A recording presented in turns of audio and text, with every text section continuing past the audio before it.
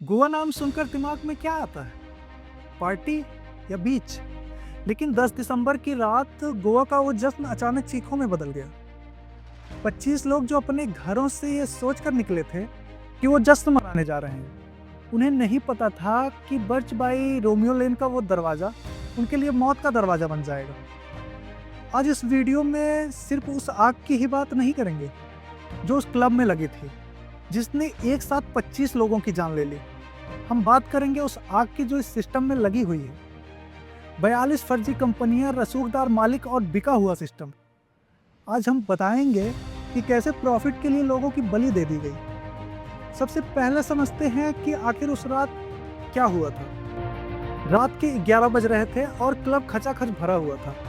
चश्मदीदों के मुताबिक DJ floor के ठीक ऊपर जो डेकोरेशन हुआ था, उसी में एक चिंगारी दिखी।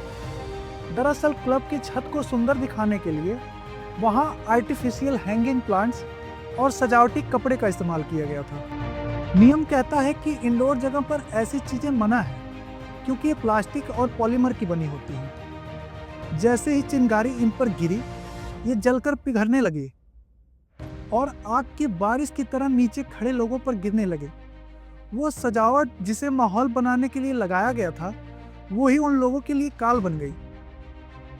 रात 11:05 पर आग भड़की और ठीक 11:07 पर भगदड़ मच गई।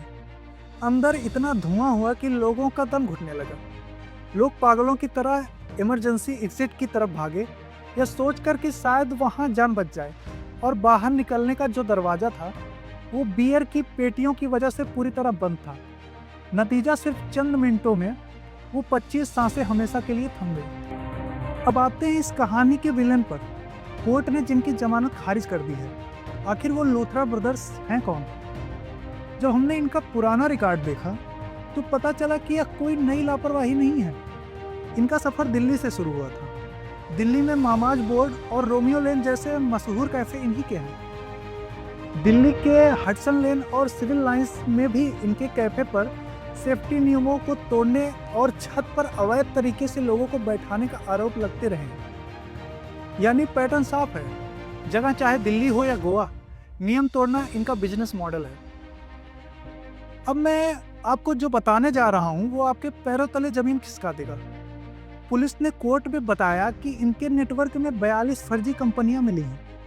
अब ये सवाल है कि एक नाइट क्लब चलाने के लिए 42 कंपनियों की क्या जरूरत?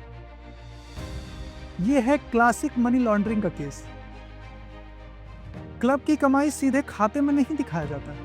इससे कुछ इस तरह समझिए कि पैसा कंपनी ए से कंपनी बी में जाता था, वहां से कंपनी सी में, ताकि अगर कभी ईडी या इनकम टैक्स का छापा पड़े तो असली मालिक तक कोई पहुंचे ही ना।